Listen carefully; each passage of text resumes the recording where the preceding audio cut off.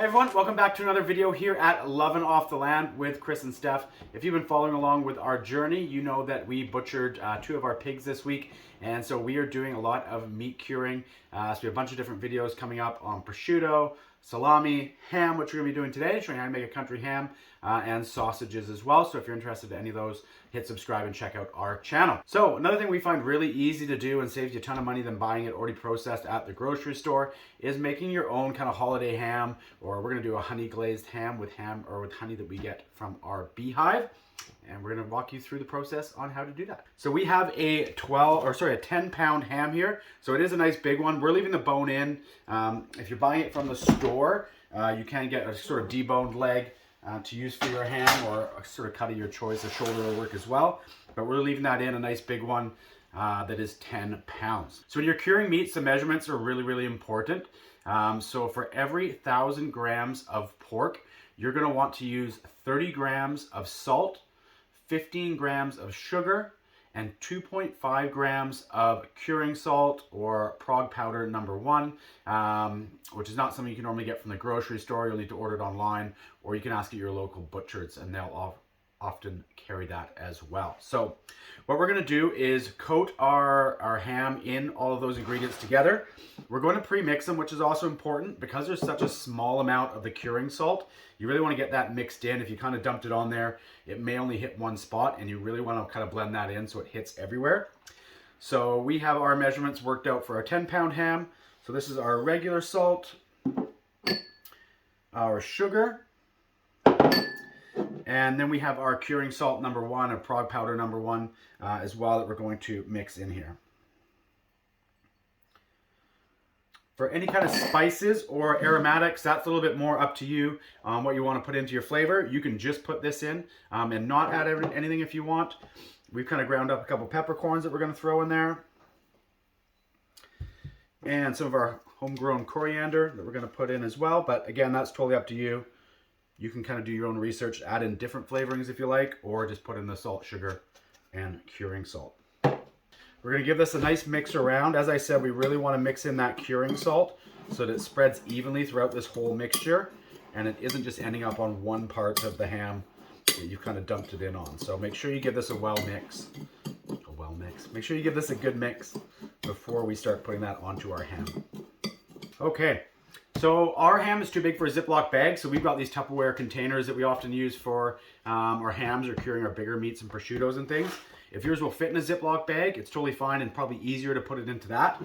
But before you do that, you want to get it fully covered on as much of the salt as possible. So we're going to kind of put this in here and start spreading it over. And we're actually going to start rubbing it into all the sides as well. And then we're going to flip it over into the other side and just get as much covered as possible. So don't just dump it. You really want to kind of work it into your ham.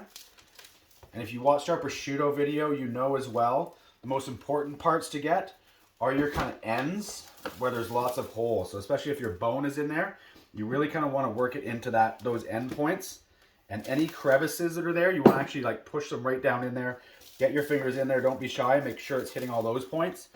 They're your kind of greatest risk for bacteria growth. So you really want to make sure you're working your curing salts and your mixture into those areas.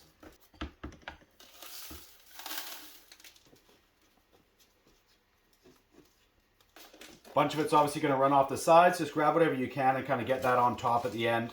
Just to make sure as much of that salt is touching the meat as possible. And in terms of setting up to cure the ham, that's actually it. So it's super easy. A lot of people think curing meats is really difficult. It's a little bit of math at the beginning. But other than that, you are now set up to put this in the fridge and leave it to cure. So for how long you want to cure it for, you want to cure it for roughly 1 day for every pound of meat that you're curing for a ham. So for us on a 10-pound ham, we're going to leave this for 10 days. You will notice if you're checking on it in the fridge that a bunch of liquid is coming out of it. That's actually normal. It's a good thing. That means the moisture is being drawn out of it, which is what we're trying to do to cure that ham. So don't worry about the liquid that's in there. We're going to come back in 10 days and show you what that liquid looks like. We're going to rinse it off and go through the rest of the process of how we are going to smoke it in our smoker and the glaze that we're going to apply to it. That's delicious as well. So we'll check back in and we'll see you in 10 days. All right, so we're back after our 12 days. Our ham has been curing in the fridge, and we're now going to move on to our next step, which is to rinse all of the salt off here. This is a really important part, otherwise you'll have salty ham. And we're actually not just only going to rinse it off, we're going to soak it for an hour or two as well, just to let all that salt get off the exterior. We've not done this in the past, ended up with a very, very salty ham, which we don't want again. So we're going to take this over the sink, rinse it off, and then we're going to fill this tub back up with clean water and leave it in the fridge for 2 hours just to soak and absorb some of that salt off the outside of the meat. And we'll give it a quick rinse again, and then we'll be back with the next steps.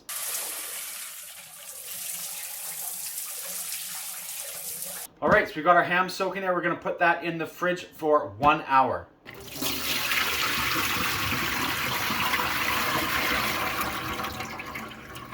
So we have our water all drained out of there now, and what we're going to do is put this onto a kind of baking rack here and get that into the fridge. And we're going to let it sit for 24 hours. And what that's going to do is get something called a pellicle on the outside of your ham, which is basically just kind of like an outer layer, a bit of a film that's going to form on it, which is when we smoke it, it's really going to allow that smoke to kind of absorb into that meat, and it's going to hold those flavors way better. So we're going to pat this down and dry this off a little bit.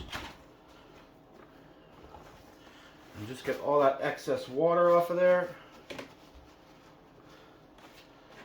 You can see that we butchered this ourselves, and we kind of got our nick marks in there as our non-expert butchering.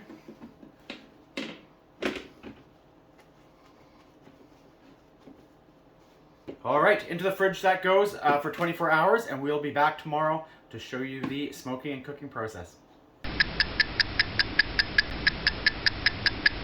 So our ham has now been in the fridge for 24 hours, and it's kind of hard to see it, but there is a little bit of kind of tackiness to the outside of the ham now, which is what you want. That's called a pellicle, and what that's going to do is just allow that smoke to kind of stick to that ham and infuse that flavor into it.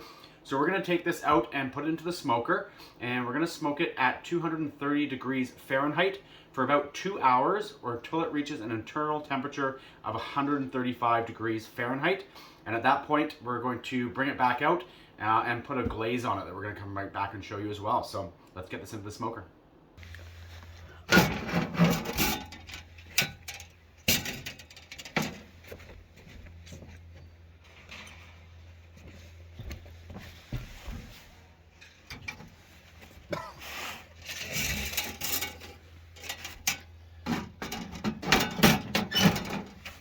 So we've now had our ham in the smoker for 2 hours, as we said, and we always like to be honest with what we're doing, and it's a good way for other people to learn from our, not mistakes, but things that we're going through.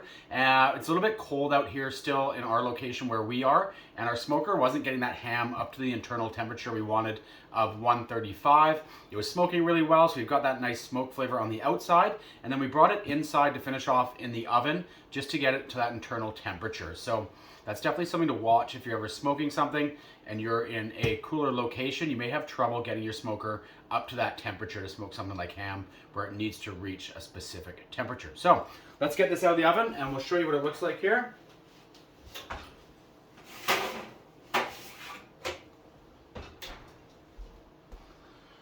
There you go. And it definitely did get that nice smoky flavor on there. We can smell that in the house right now while it was going in the oven. So we're gonna put our glaze together and show you how to do that. And then we're gonna get it back in the oven to finish off. So first step is we have half a cup of Dijon mustard that we're gonna use. I'm gonna put that into our bowl here. We have half a cup of brown sugar. Use that too. And because we have bees here on the property, we harvested some honey off of one of our bee frames or our beehives. And we have half a cup of that we're going to add in as well. So we have that kind of draining through some cheesecloth there. And we'll get that into our mixture here as well.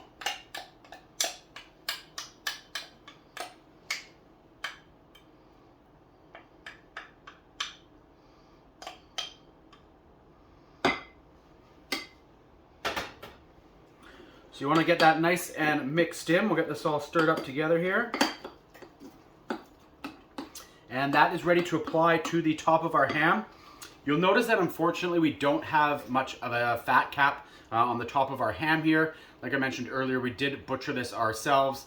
We had some other projects that we were using some lard for, so we did take off a lot of that fat off of this, but there is a little bit there. So if you did have a fat cap, if you bought it from a store, or if you harvested with one on there, you'd probably want to score it going diagonally across here just to help these flavors kind of infuse into them. If you had that, but because we don't, we're going to apply it straight on the top here. All right, that looks delicious. So definitely excited for this for dinner tonight.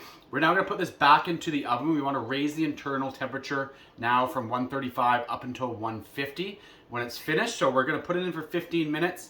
We're gonna pull it out again. We'll test the temperature, do at least one more glaze and put it in for a second time. Just keep doing that until we get that internal temperature up to 150. So back in the oven it goes.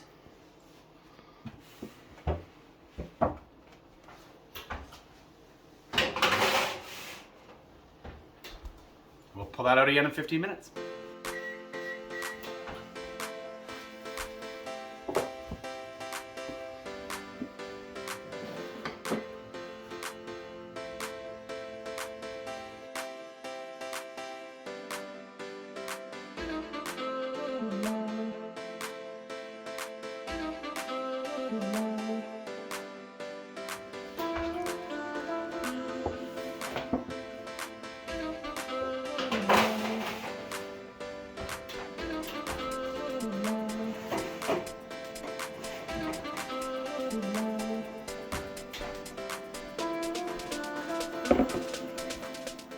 We've had our ham in the oven there for another 45 minutes and we've glazed it 3 more times, kind of pulling it out and putting it back in. And it brought up that internal temperature to 150 degrees Fahrenheit, which is the temperature that you want that internal temperature at. And now it's time to slice this open and see what we got. So let's get into it. All right, look at that nice juicy piece of ham right there. Moment of truth. Taste test time.